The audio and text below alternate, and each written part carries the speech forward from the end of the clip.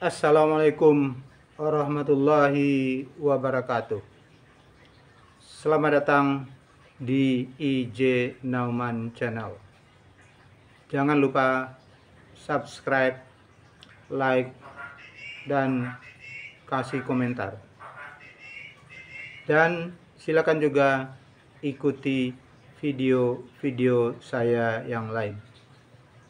Baiklah, pada video ini saya akan membicarakan masalah pro dan kontra gerakan pramuka di sekolah antara ekskul wajib atau ekskul sukarela.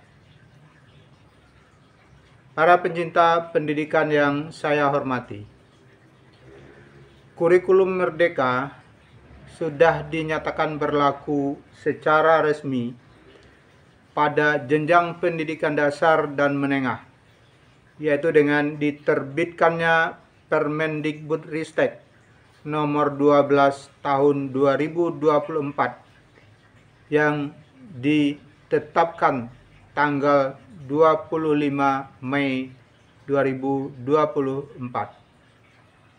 Salah satu perubahan penting dalam Permendikbudristek nomor 12 tahun 2024 itu adalah pasal 34 yang menyatakan bahwa dengan berlakunya Permendikbudristek nomor 12 tahun 2024 ini, maka kegiatan kepramukaan sebagai ekstrakurikuler wajib yang diatur melalui Permendikbud nomor 63 tahun 2014 dinyatakan tidak berlaku lagi. Artinya, dengan berlakunya kurikulum 2024 yang dikenal dengan kurikulum Merdeka itu, maka kegiatan pramuka yang selama ini adalah menjadi ekstrakurikuler wajib sekarang diubah menjadi ekstrakurikuler pilihan atau sukarela. Hal ini menjadikan perbincangan dan perdebatan di kalangan para pendidik dan masyarakat. Ada beberapa pihak yang ingin mempertahankan kepramukaan sebagai ekstrakurikuler wajib, atau artinya mereka tidak setuju dengan diubahnya kegiatan pramuka menjadi ekstrakurikuler sukarela, menjadi ekskul pilihan. Berbagai pihak itu ada yang telah menyatakan penolakannya secara terang-terangan, misalnya melalui video yang disampaikan oleh Kuartir Daerah Pramuka Jawa Barat. Juga beberapa media telah menyatakan pernyataan dari Kuarnas yang juga minta kebijakan kurikulum Merdeka itu ditinjau ulang. Kepramukaan atau gerakan pramuka itu sudah diatur dengan Undang-Undang Nomor 12 Tahun 2010. Dalam undang-undang itu telah diatur banyak hal tentang gerakan pramuka. Misalnya tentang dasarnya, kode kehormatan, kegiatan, nilai-nilainya, dan sistem among. Bahkan juga sudah diatur sampai pada penilaiannya. Dalam pasal 7 Undang-undang tersebut dijelaskan bahwa pendidikan kepramukaan dilaksanakan dengan metode interaktif dan progresif.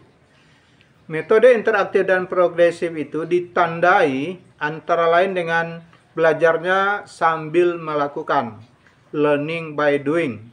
Belajarnya berkelompok, belajarnya bekerja sama, pelaksanaan kegiatannya di alam terbuka.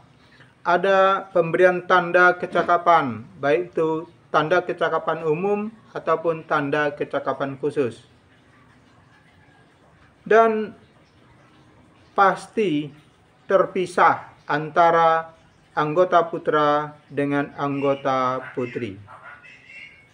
Sementara pada pasal 14 dinyatakan bahwa tenaga pendidik di kegiatan kepramukaan terdiri dari pembina, pelatih, pamong, instruktur yang memenuhi persyaratan standar. Artinya, yang berhak memberikan pelatihan itu adalah yang sudah memenuhi persyaratan standar. Persyaratan standar itu antara lain bahwa pelatih atau pembinanya itu telah mengikuti dan lulus kursus mahir dasar. Pencinta pendidikan yang saya hormati, sama dengan kurikulum sebelumnya, kurikulum 2013, kurikulum Merdeka juga memiliki struktur yang terdiri atas kegiatan intrakurikuler, kegiatan kokurikuler, dan kegiatan ekstrakurikuler. Jadi antara kurikulum Merdeka dengan kurikulum 2013 secara struktur itu sama. Bedanya adalah kalau pada kurikulum 2013 kepramukaan merupakan ekstrakurikuler wajib. Artinya kegiatan pramuka wajib diikuti oleh semua peserta didik. Sama dengan kegiatan intrakurikuler, sama dengan matematika, seperti pelajaran bahasa Indonesia, seperti pelajaran bahasa Inggris, dan lain-lain. Sedangkan pada kurikulum Merdeka, kepramukaan merupakan ekstrakurikuler sukarela, ekskul pilihan, jadi tidak diwajibkan kepada semua peserta didik. Ini statusnya sama dengan ekstrakurikuler lain seperti latihan kepemimpinan siswa, palang merah remaja, pasukan pengibar bendera, dan lain-lainnya, kegiatan keagamaan, kesenian, dan lain-lain. Ini dinyatakan pada lampiran 3 dari Permendikbudristek nomor 12 tahun 2024 ini. Artinya, peserta didik dibebaskan untuk memilih apakah dia mau ikut atau tidak ikut sebagai anggota pramuka, tergantung kepada bakat, minat, dan keinginan peserta didik itu. Pada kurikulum 2013, kepramukaan adalah ekstrakurikuler wajib. Artinya, semua peserta didik diwajibkan atau boleh dikatakan dipaksa mengikuti kepramukaan. Meskipun peserta didik itu tidak memiliki keinginan atau kurang berkeinginan, tidak punya bakat, kurang berminat pada kegiatan pramuka. Keuntungannya terjadi booming, meledaklah jumlah anggota pramuka pada setiap satuan pendidikan, pada setiap gudeg, setiap gugus depan. Kelemahannya, ketika pramuka dijadikan ekskul wajib, adalah pelaksanaannya tidak maksimal, tidak sesuai dengan yang diatur oleh Undang-Undang Nomor 12 Tahun 2010 tentang gerakan pramuka itu. Misalnya, karena keterbatasan tenaga pelatih, maka kegiatan pramukaan tidak diberikan oleh tenaga yang sudah memenuhi persyaratan. Tidak dilaksanakan dengan metode interaktif dan progresif karena dilaksanakan secara klasikal di dalam kelas, diberikan oleh semua guru, tidak hanya pelatih. Tidak ada pemberian tanda kecakapan, baik kecakapan umum ataupun tanda kecakapan khusus. Dan tidak terpisah antara anggota putra dengan anggota putri karena dilaksanakan di dalam kelas. Pemerintah atau Kemdikbudristek mengatakan bahwa kepramukaan pada kurikulum Merdeka sudah sesuai dengan Undang-Undang Nomor 12 Tahun 2010. Karena pada pasal 20 Undang-Undang Nomor 12 Tahun 2010 itu dinyatakan bahwa gerakan pramuka itu bersifat mandiri, bersifat sukarela, jadi tidak wajib, dan non-politis.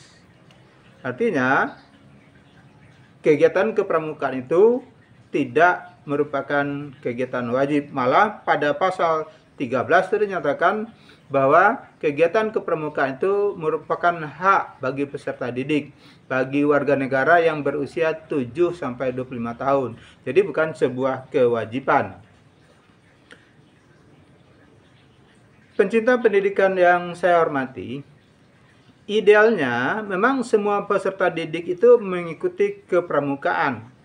Karena tujuan gerakan pramuka itu sejalan dengan tujuan pendidikan nasional.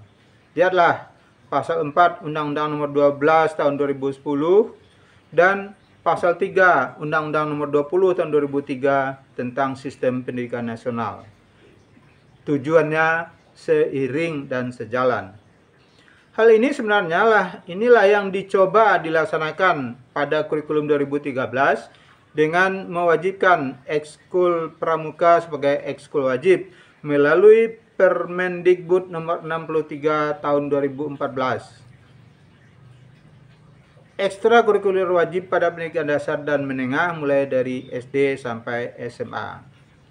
Tentunya tujuan gerakan pramuka sebagaimana dinyatakan pada pasal 4 Undang-Undang Nomor 12 Tahun 2010 tersebut akan tercapai jika, jadi saya ulang, tujuan itu akan bisa tercapai jika didukung oleh tenaga, oleh sarana, dan pembiayaan. Misalnya terutama untuk membayar tenaga pelatih yang ideal pula. Jadi kalau kondisinya belum ideal tentu tujuan tidak tercapai.